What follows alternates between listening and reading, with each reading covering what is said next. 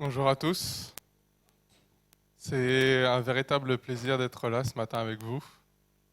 C'est une bénédiction de vous voir tous réunis, tous ensemble dans la maison du Seigneur.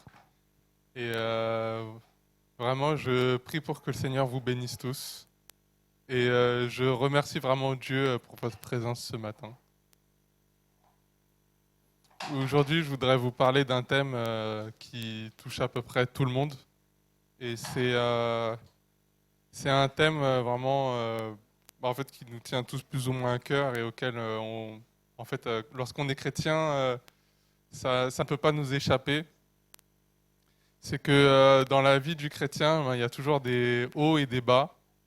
Il y a des moments où tout va bien et d'autres moments où on traverse des difficultés. Des moments où on traverse des épreuves. Et la question que je voudrais nous poser à tous ce matin, c'est comment on réagit face aux épreuves? Comment on réagit lorsqu'on a des difficultés, lorsque les choses vont mal dans notre vie? Est-ce qu'on a le réflexe en premier de faire appel à Dieu? Ou est-ce qu'au contraire on essaye soit d'essayer de résoudre les problèmes de notre côté, ou voire même pire de se sentir totalement dépassé par les événements et de baisser les bras? Du coup, ce matin, je voudrais prendre un exemple dans la Bible d'un homme qui a passé pas mal d'épreuves, qui a souvent été dans la tourmente et on a beaucoup d'écrits justement de cet homme, de son rapport avec Dieu, comment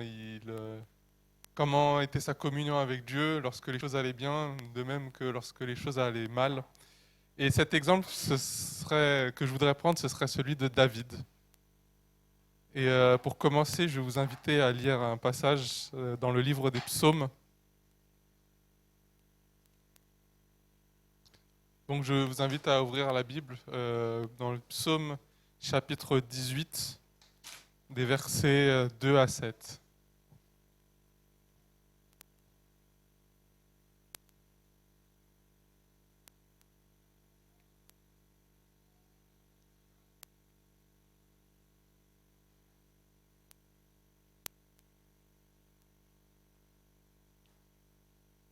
Psaume chapitre 18, versets 2 à 7.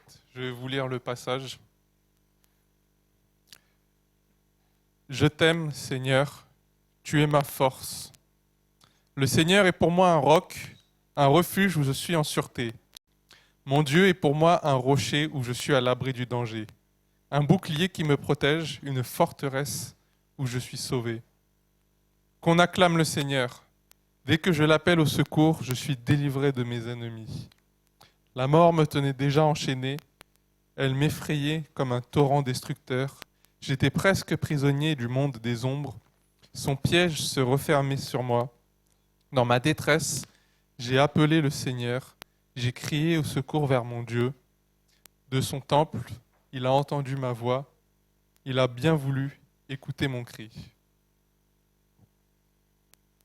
Donc l'exemple du roi David, c'est vraiment un exemple duquel on peut tous s'inspirer. C'était vraiment un homme qui avait une pleine confiance en Dieu. C'était un homme qui savait se tourner vers Dieu. Lorsqu'il était dans la détresse, son premier réflexe, c'était vraiment de se tourner, de prier Dieu, de rechercher vraiment le secours de Dieu. Il n'hésitait pas à vraiment appeler Dieu au secours dès que les choses allaient mal. Et même lorsqu'il était au bord de la mort, parce que David a vraiment eu une vie où constamment il était menacé de mort, constamment des hommes cherchaient à le faire tomber, des hommes cherchaient à le faire mourir. Et dans ces moments-là, c'est assez difficile, c'est une situation désespérée. C'est là où vraiment on est sous la plus grande dépression, lorsque la mort vient vers nous. Et c'est là que vraiment notre nature se révèle. Et je pense que beaucoup dans ce genre de situation seraient découragés et baisseraient totalement les bras.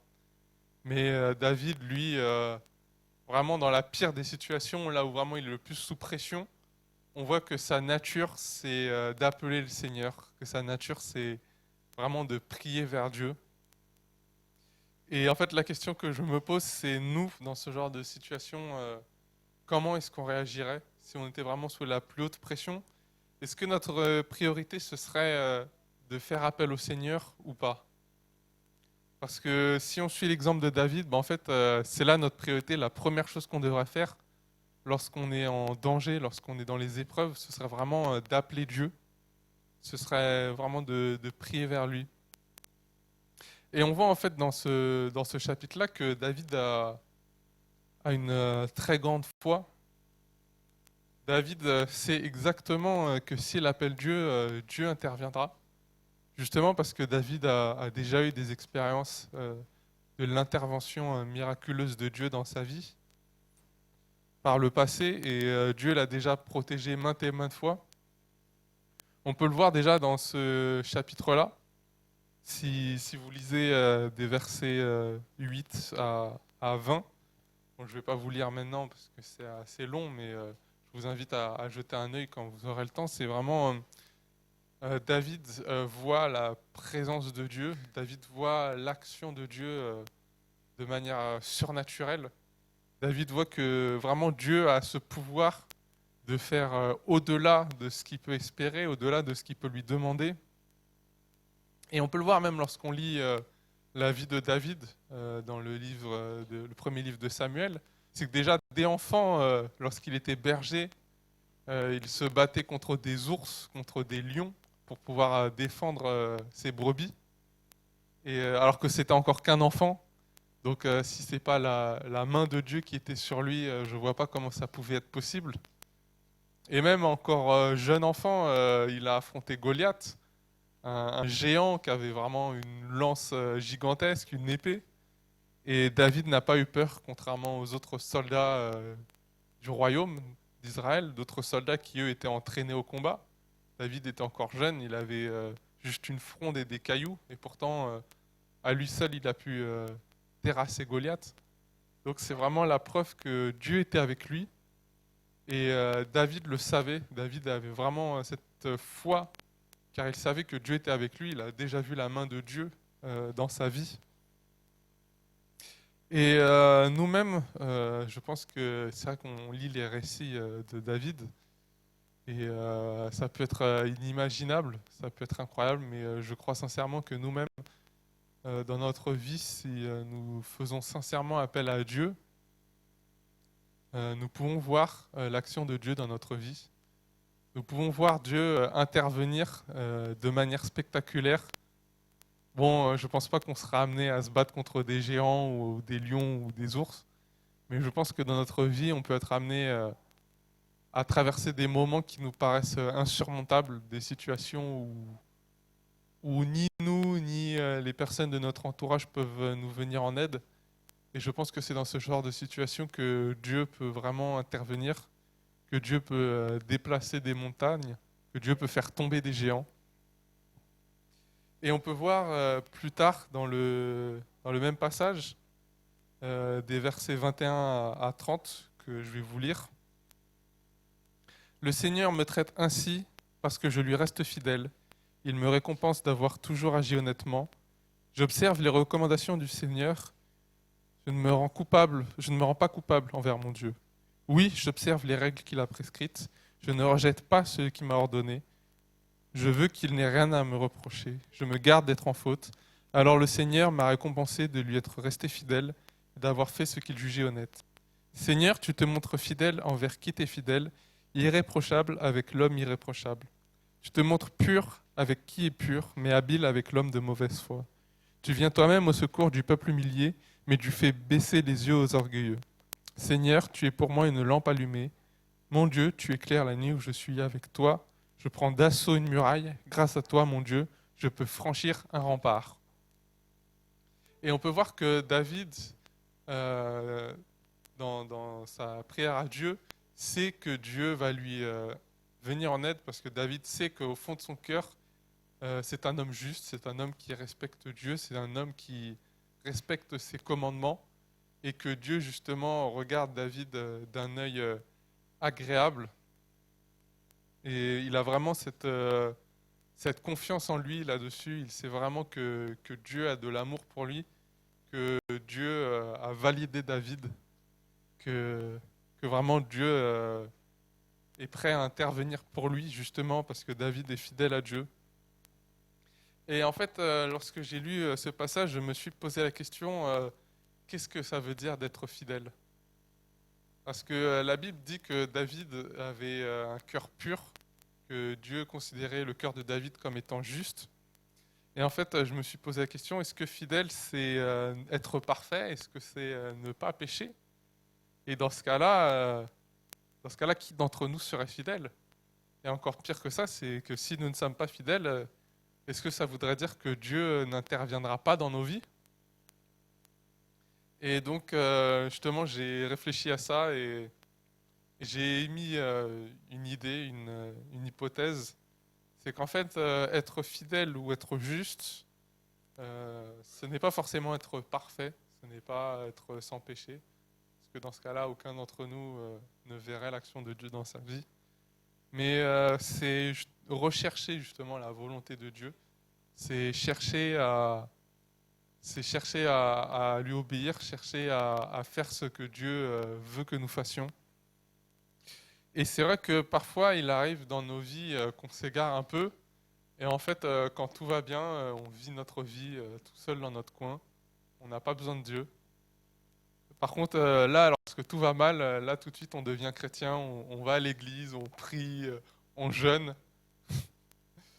Et c'est vrai que c'est pas forcément la bonne approche, malheureusement.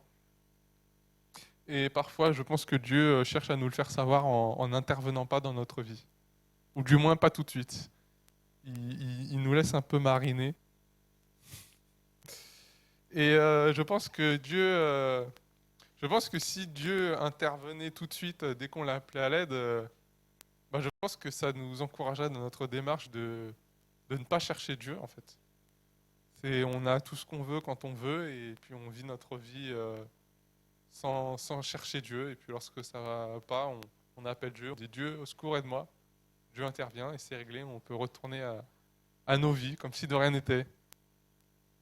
Du coup, ouais, je pense que des fois Dieu n'intervient pas dans notre vie parce qu'il attend de nous que nous le recherchions en retour. Et il y a un autre passage aussi que j'ai lu, c'est les versets 31 à 32 que je vais vous lire. Dieu est un guide parfait. Les avis qu'il donne sont sûrs. Il est comme un bouclier pour ceux qui se réfugient auprès de lui. Un seul est Dieu, c'est le Seigneur. Un seul est un rocher pour nous, c'est notre Dieu. Et là, en fait, quand j'ai lu ça, ça m'a encore plus, on va dire, mis dans la confusion. C'est qu'il est dit que Dieu intervient, que Dieu est un bouclier pour tous ceux qui trouvent refuge en lui. Dans ce cas-là, je me suis dit, mais qu'est-ce qu'il faut faire pour que Dieu intervienne? Est-ce qu'il faut être fidèle ou est-ce qu'il faut chercher refuge en lui? Et en fait, je me suis dit, est-ce que les deux idées sont en contradiction ou est-ce qu'elles ne le sont pas? Et en fait, David précise, il met l'accent sur le fait que Dieu est un guide parfait, que Dieu nous guide. Il dit que les avis qu'il donne sont sûrs, donc que Dieu veut nous conseiller dans notre vie. Et je pense que si nous ne recherchons pas le guide de Dieu, si nous ne recherchons pas à écouter ses conseils, à écouter ses avis, dans un sens, est-ce que ce ne serait pas justement le contraire de rechercher le refuge en lui?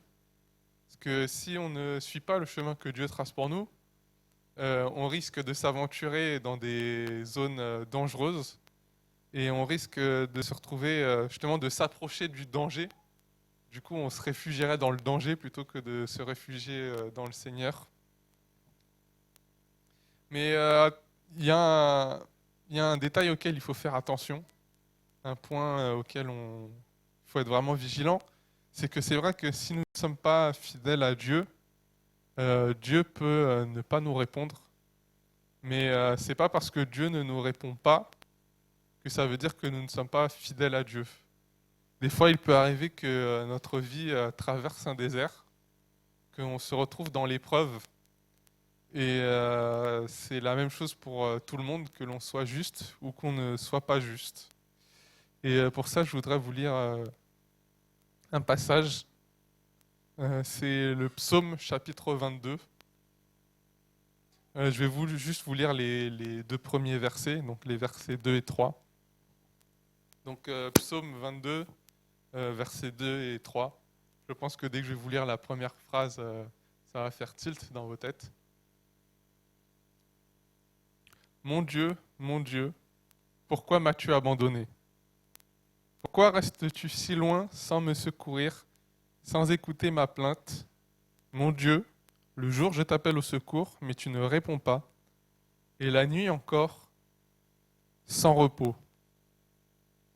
Donc là, c'est un choc total, c'est un gros contraste avec ce qu'on a lu précédemment. Et même plus que ça, c'est qu'en fait, il y a un gros contraste par rapport au chapitre précédent, où David dit que le roi peut compter sur le Seigneur, que lorsque le roi fait appel à Dieu, Dieu lui vient au secours. Et ça va même encore plus en contraste avec le chapitre d'après, que tout le monde connaît, le psaume 23. Et donc là, dans ce chapitre-là, David est en détresse complète. Il appelle Dieu, mais Dieu ne lui répond pas. Il voit ses ennemis se rapprocher dangereusement de lui. Et même dans sa complainte, David dit que ses ennemis se jettent sur lui, qu'ils lui font du mal et vraiment qu'il est dans la souffrance. Bon, après, c'est vrai qu'il y a un aspect poétique et que David, parfois, aime bien utiliser des figures de style pour un peu exagérer.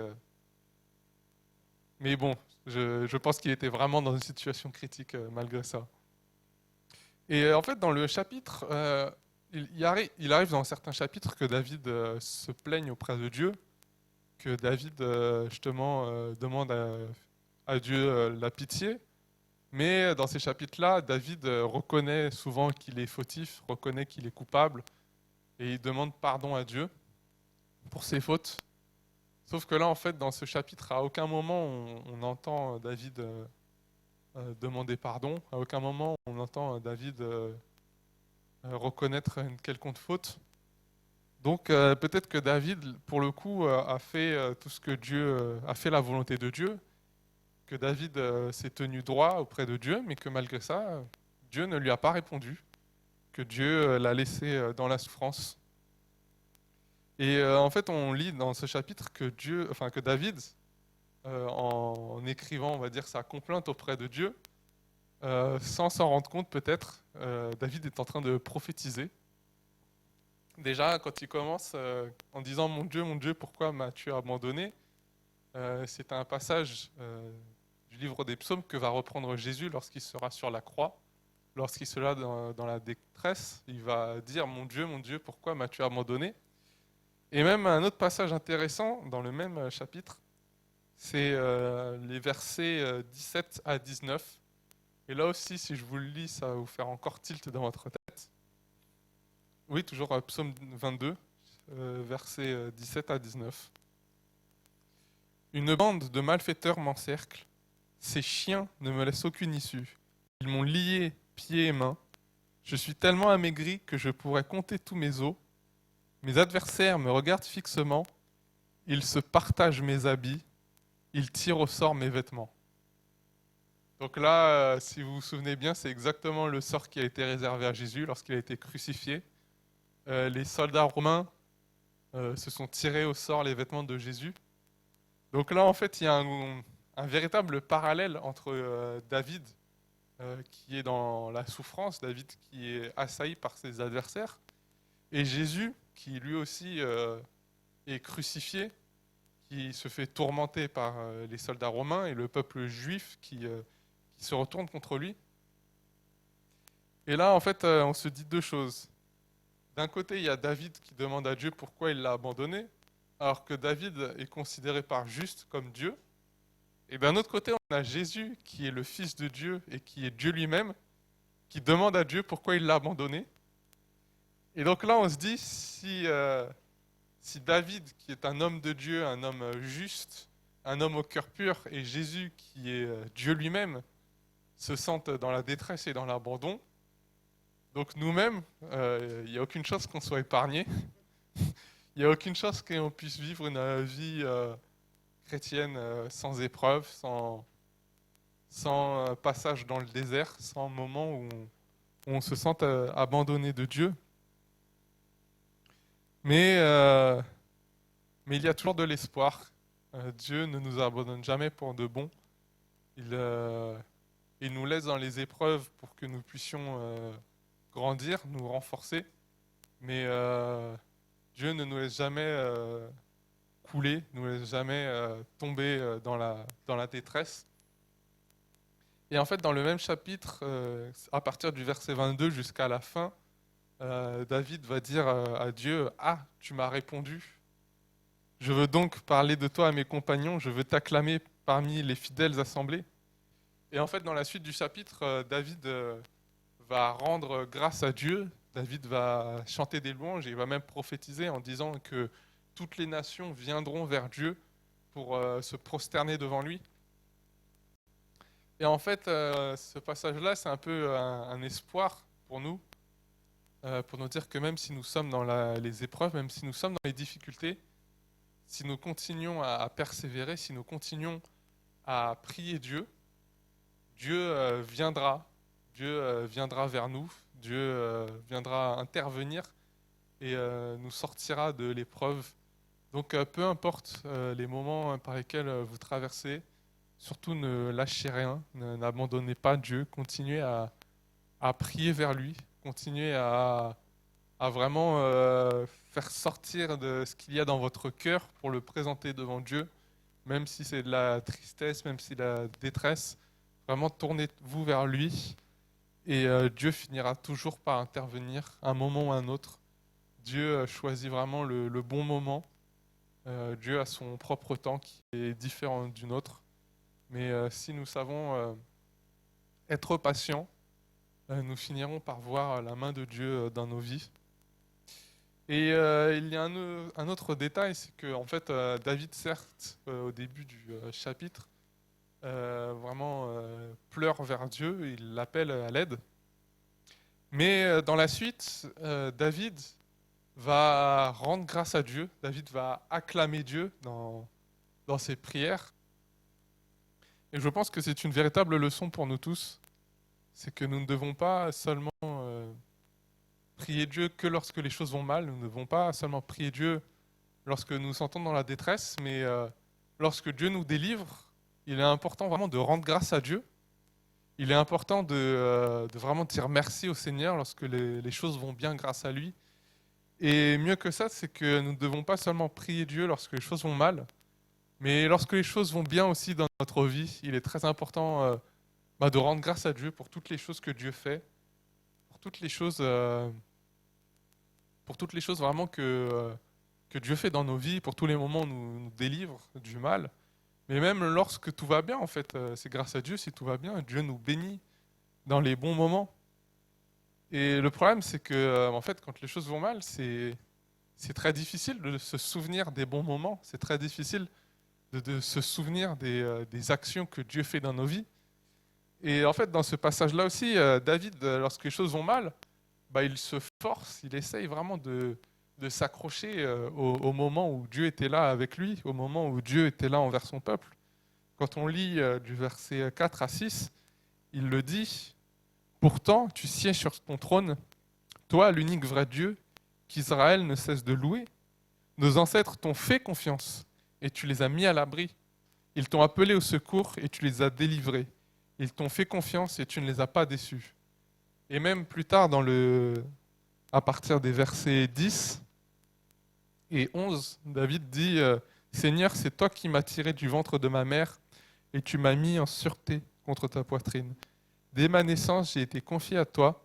Dès que je suis né, tu as été mon Dieu. Et en fait, David est dans la détresse, il est dans la tristesse, et il pourrait se dire que finalement Dieu l'a abandonné pour de bon, que Dieu n'interviendra pas dans sa vie. Mais il fait cet effort, il se force à se rappeler les bons moments, à se rappeler toutes les actions que Dieu a faites pour lui, toutes les actions que Dieu a faites dans sa vie. Et c'est vrai que nous-mêmes, lorsque nous sommes dans la détresse, nous pouvons être tentés aussi de se dire que Dieu n'est pas là, et peut-être même que Dieu n'était pas là au départ, que Dieu ne s'est jamais soucié de nous. Mais Dieu a toujours été là dans nos vies. Et il y a des moments où Dieu a vraiment intervenu, Dieu est intervenu dans nos vies, Dieu nous a bénis, Dieu a opéré des miracles, des actions vraiment de grâce envers nous. Et il est important vraiment lorsque les choses vont mal, lorsqu'on se sent dans la détresse, de nous souvenir de ces moments-là où Dieu a été présent pour nous, où Dieu a été présent dans nos vies, où il a agi, vraiment il a posé sa main sur nous pour vraiment garder espoir, pour pouvoir continuer à persévérer, pour pouvoir continuer à prier Dieu, pour nous rappeler que s'il a été là pour nous dans le passé, alors il sera là pour nous aussi dans l'avenir, que Dieu ne nous abandonnera pas. Et pour continuer, je voudrais vous lire un autre passage, toujours dans le livre des psaumes, cette fois le chapitre 25. Je voudrais vous lire les versets 4 jusqu'à 7. Donc psaume chapitre 25, versets 4 à 7. Seigneur, fais-moi connaître le chemin à suivre. Enseigne-moi à vivre comme tu le veux. Que ta fidélité soit mon guide. Instruis-moi, car c'est toi le Dieu qui me sauve, et je compte sur toi tous les jours. Souviens-toi que depuis toujours, Seigneur, tu es un Dieu aimant et bon. Ne pense plus à mes fautes de jeunesse, ne pense plus à mes désobéissances. Pense à moi plutôt dans ta générosité, toi qui es si bon, Seigneur. Donc là, on a la confirmation. David n'est pas parfait. Déjà parce que David reconnaît ses fautes auprès de Dieu. David reconnaît qu'il est pécheur, mais aussi qu'il a besoin de Dieu, qu'il a besoin que Dieu lui dise quoi faire, il a besoin que Dieu lui dise où aller, comment se comporter. Donc ça valide l'hypothèse que j'avais tout à l'heure, c'est que être juste, ce n'est pas être parfait, ce n'est pas être sans faute. Et être juste, en fait, c'est reconnaître avoir besoin de Dieu et rechercher constamment sa volonté, rechercher constamment Dieu. Et en fait, on le voit dans ce passage-là, c'est que David recherche Dieu et il demande à Dieu de l'aider, de le guider, de lui montrer comment faire sa volonté. Et il le dit plus tard dans le chapitre, il dit, le Seigneur est si bon et si juste qu'il montre aux coupables le chemin à suivre. Il fait vivre les humbles en leur rendant justice, il leur enseigne sa volonté. Chacune des instructions du Seigneur est une marque de sa fidèle bonté pour ceux qui suivent les règles de son alliance. Seigneur, tu es Dieu, pardonne mes torts qui sont nombreux. Quand un homme est fidèle au Seigneur, celui-ci lui montre la voie qu'il doit choisir. Et en fait, c'est ça, être fidèle à Dieu, ce n'est pas être parfait, mais c'est rechercher la perfection. C'est reconnaître nos fautes, demander pardon au Seigneur et chercher à faire sa volonté, chercher à faire ce qui est bien. Et en fait, oui, c'est un exemple pour nous, c'est que même si nous ne sommes pas parfaits, il faut continuer à chercher Dieu, il faut continuer à chercher sa face.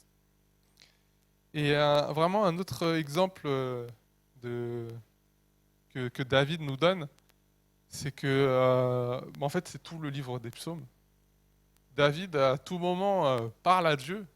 David cherche constamment la communion avec Dieu, il lui parle, il lui ouvre son cœur, il dit à Dieu quand les choses vont mal, il dit à Dieu lorsqu'il se sent abandonné, il dit à Dieu lorsqu'il se sent en danger, il dit à Dieu lorsqu'il est heureux.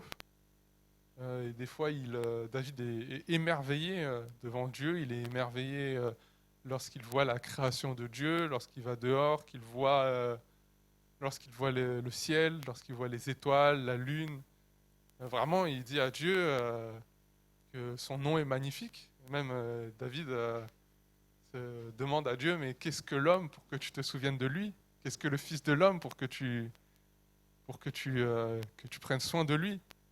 Parce qu'il se rend compte à quel point en fait nous ne méritons pas Dieu, nous ne méritons pas qu'il s'intéresse à nous, qu'il prenne soin de nous, mais pourtant Dieu, David reconnaît l'infinie bonté de Dieu et reconnaît l'amour de Dieu. Et il y a des passages aussi dans le livre des psaumes, bon, un peu moins joyeux, où vraiment David a une mentalité de combattant, de guerrier, où vraiment il demande à Dieu d'intervenir contre ses ennemis. Parfois même, il demande à Dieu de les faire mourir. Et c'est vrai que lorsqu'on lit ça dans notre perspective à nous, c'est très difficile de nous imaginer ça, de demander à Dieu d'intervenir contre nos ennemis en leur faisant du mal.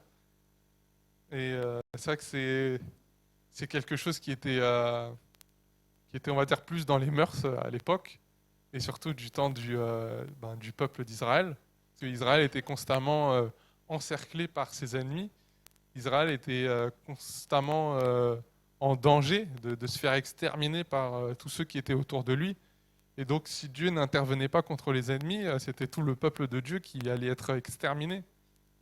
Et donc, c'est pour ça que ce peuple était constamment en guerre et que Dieu était avec eux. Mais nous, ben, nous n'avons plus ce problème parce que Dieu a permis que, à travers les disciples de Jésus, que sa parole, la parole qui était gardée par le peuple d'Israël, soit transmise dans le monde entier. Et en fait, nous avons des frères et sœurs partout dans le monde. Nous n'avons plus à nous battre contre des gens pour pouvoir préserver la parole de Dieu, mais au contraire, nous devons la répandre.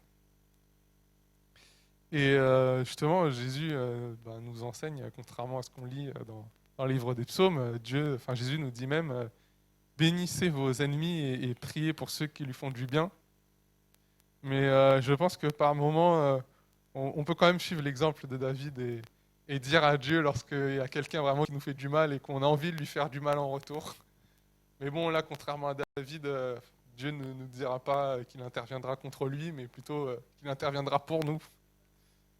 Mais quoi qu'il en soit, je pense qu'il est très important de suivre l'exemple de David et de prier Dieu à tout moment, lorsque tout va bien, lorsque tout va mal, lorsqu'on est joyeux, lorsqu'on est triste, lorsqu'on est en colère. C'est vraiment important de maintenir cette communion avec Dieu, parce que plus on parle avec Dieu, je pense, plus on cherche à vraiment avoir ce dialogue avec Dieu, je pense que plus on arrivera à comprendre Dieu et plus on sera sur la même longueur d'onde avec lui. Et je pense que c'est là qu'on verra mieux les moments où Dieu intervient pour nous.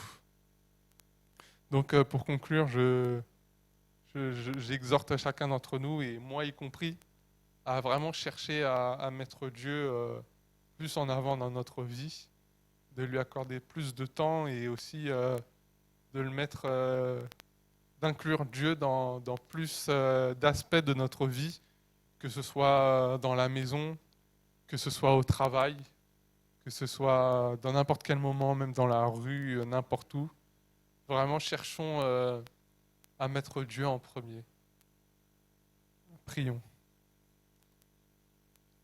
Seigneur, je te rends grâce pour ta présence. Merci Seigneur, car tu es avec nous, Seigneur, dans les bons comme dans les mauvais moments. Tu interviens dans notre vie, même dans la détresse, même lorsque notre vie traverse un désert.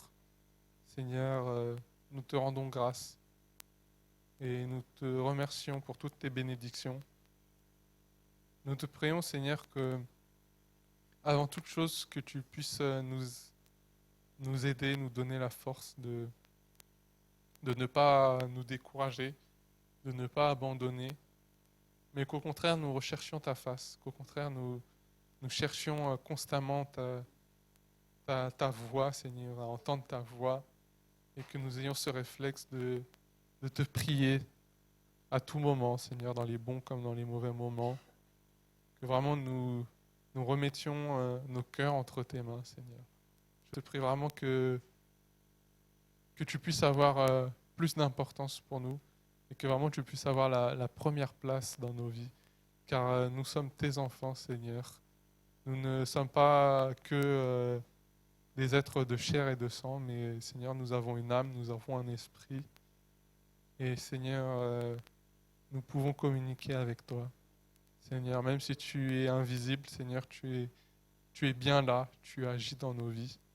Et je te prie vraiment que tu puisses te révéler à nous, que tu puisses nous révéler la réalité vraiment du monde spirituel, Seigneur, que nous ne soyons pas enfermés dans le monde physique, matériel, mais que vraiment notre esprit puisse aussi grandir. Et je te prie vraiment que tu puisses faire grandir cette connexion entre toi et nous, Seigneur. Je te prie dans le nom de Jésus-Christ. Amen.